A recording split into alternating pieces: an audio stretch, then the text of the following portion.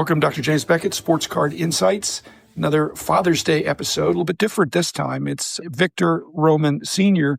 interviewing me for his channel about my dad. So he had some specific questions, and I tried to answer them as best as I can. My father's passed away a little over 2 years ago. He's very much missed by me and the rest of my family, and my mom passed away last summer. So a little bit melancholy, and yet a lot of great memories of my dad. And thank you, Victor, for initiating that. Go to Victor's channel on YouTube. He's got the whole thing. Thank you, sponsors: Top Spadini, Upper Deck, Heritage Auctions, Huggins and Scott Auctions, Mike Stadium Sports Cards, Burbank Sports Cards, ComC.com, and Beckett Media, Beckett Grading, Beckett Authentication. Here's my conversation with Victor about my dad. Great men that I know, and you came to mind, and I started wondering about your dad in particular, and I wanted to take this opportunity to just maybe glean off your relationship with your dad and how he impacted you, the man that you came out to be.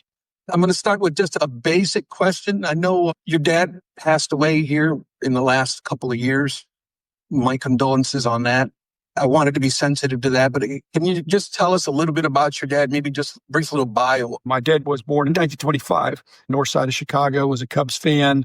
I could say he lived there up through the play ball era because they moved in 41. So when I got his cards in 1959, from my grandfather and grandmother, he had 33 Gaudies up through 41 play ball. Not complete sets, but enough of each one. I could see the hobby had real roots in those days before World War II. My dad played college baseball. He was a management trainee and worked his way up to management positions for Fortune 500 companies.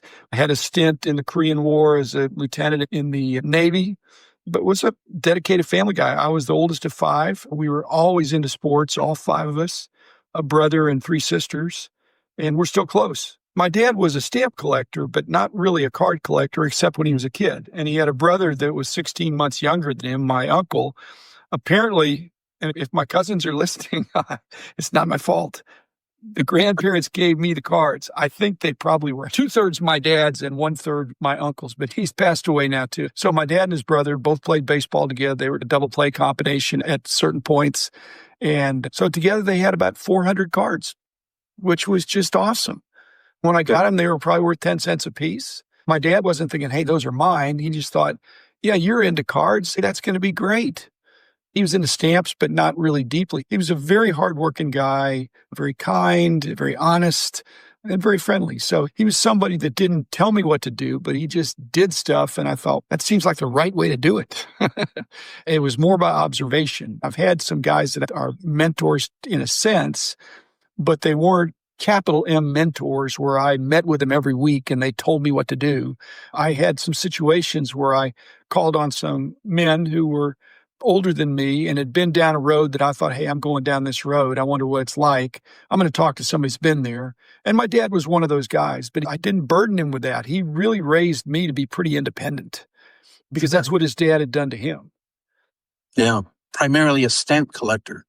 Primarily a businessman. When he had 5 kids, he didn't have any time for the stamps. Exactly. But he didn't discourage me. My mom didn't discourage me. The only rule was if it's raining, you can do whatever you want to with your cards. If it's sunny, if it's a nice day, you're going to be outside playing the game, not reading cards about the game. You're going to be out there playing center field or something. Get out there. We moved a lot because my dad was getting promoted. And so I had new neighborhoods with new places to get new cards and new friends. It was a fabulous socializing experience. Again, my dad was very encouraging in that, but we didn't collect together. It was never like, hey, these are half my cards or something. And it wasn't like, hey, here's a bunch of money.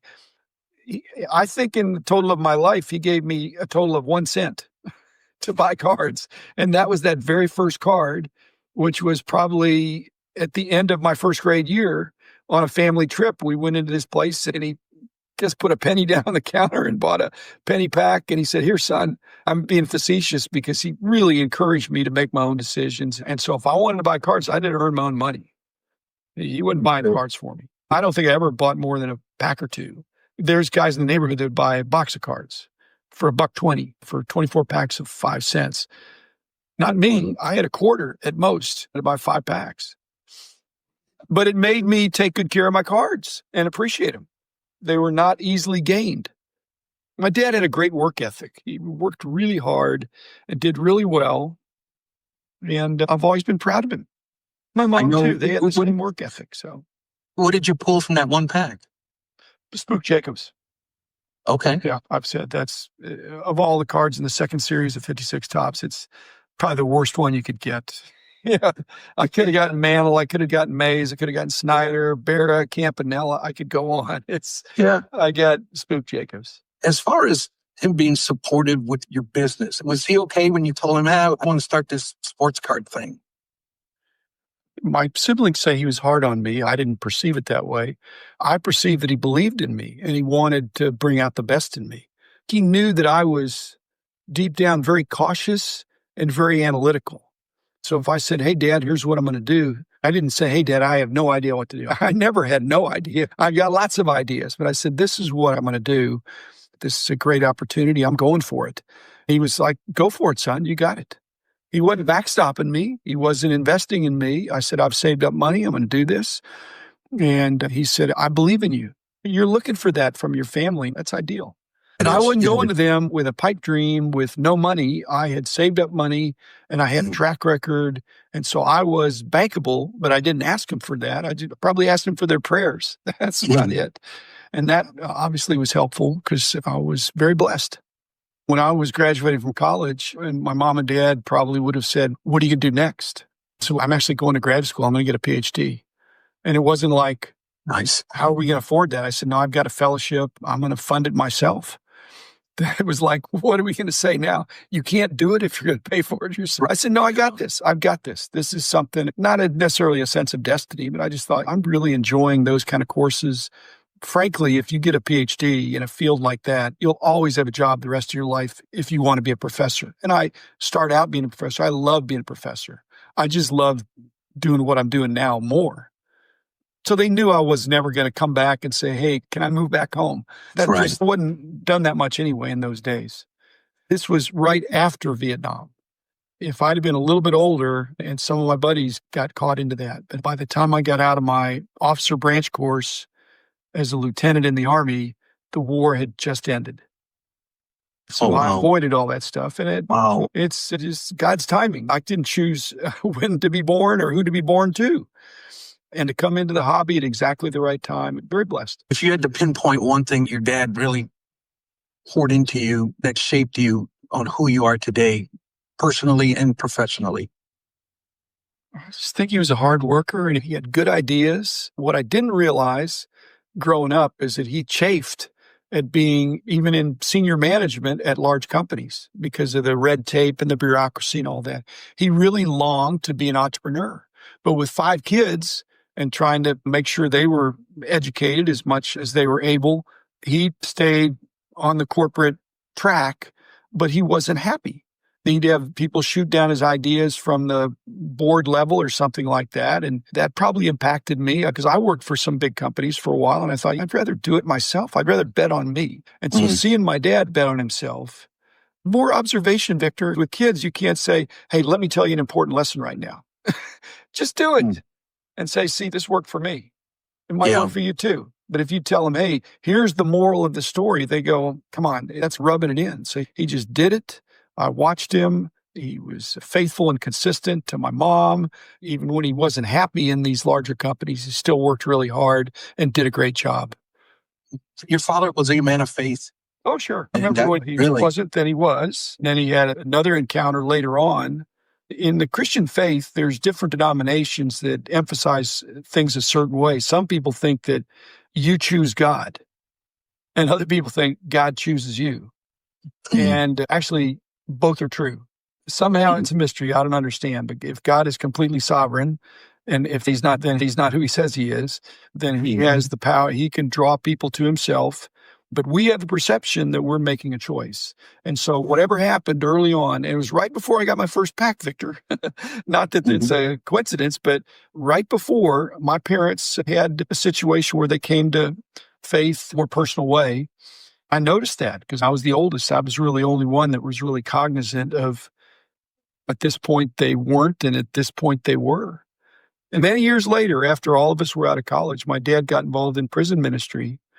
And he was just miserable. He was sharing and trying to assist these offenders, men mainly, and a lot of juveniles, but men in prison, incarcerated for certain things. And he was trying to help them, and he wasn't getting anywhere. And finally, somehow he figured out that telling them how successful he was and how successful his kids were was not helpful to them because they couldn't relate. In fact, It's crazy. They're looking at him and thinking, he doesn't even need a savior. We would need a savior because we're in bad shape, but he looks like everything has worked out great for him. It's easy to say you're a Christian when everything's breaking your way. And so one day he just opened up and said, let me tell you about some of my struggles. And when he did, not only did that open him up to those men in prison and had them leaning forward in their chairs, but he brought that back home with him of not trying to be infallible and perfect. That vulnerability opens up doors to greater intimacy and deeper level of conversation. So he had that in prison fellowship, a captive audience there. All of a sudden, they were looking forward to him coming back and visiting with him because he wasn't sharing stories of success always, but he had a lot of successes, but he was sharing things where things didn't work out. So I remember the before and after of that too. Did he do a prison ministry for? Probably 40 years, 45 years maybe. So this was in the early days of Chuck Colson in prison fellowship, one of the original guys. It was wonderful to see. It was observing a change that was for the better, that was counterinstinctive, that you could connect with people by sharing your struggles. I had a heart attack 28 years ago now, and that opened up me to, I certainly wasn't infallible. Here's this guy, I was doing a lot of things right, but almost die. And then people say, how'd that happen? Bad things happen to good people. Good things happen to bad people. Compare Christianity sometimes to the collecting world is that in both, there's a lot of mystery.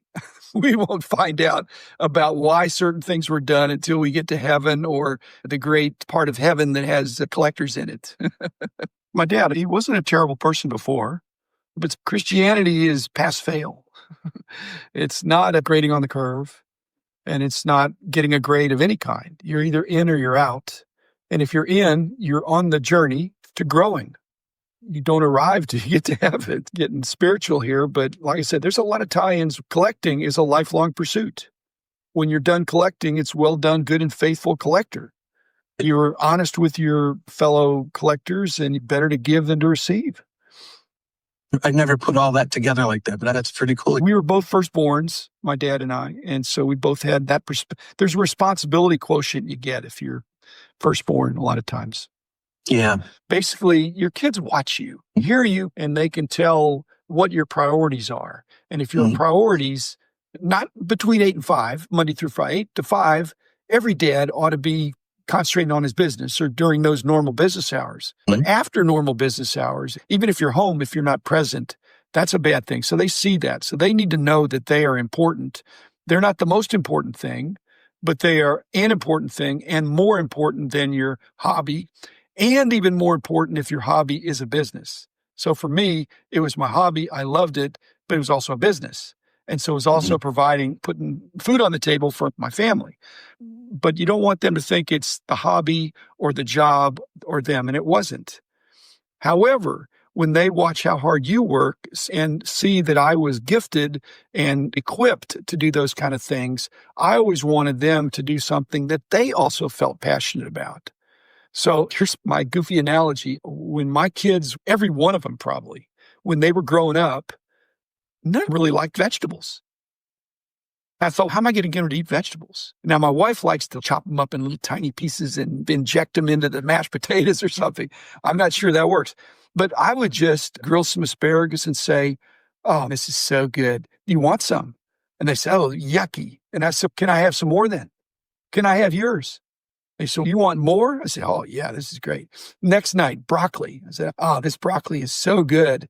Do you want some? Oh, that stinks. So give me yours then. The next night it was beets, and the next night it was peas, and the next whatever. And after a while they go, if it's so bad, how come my dad is having seconds?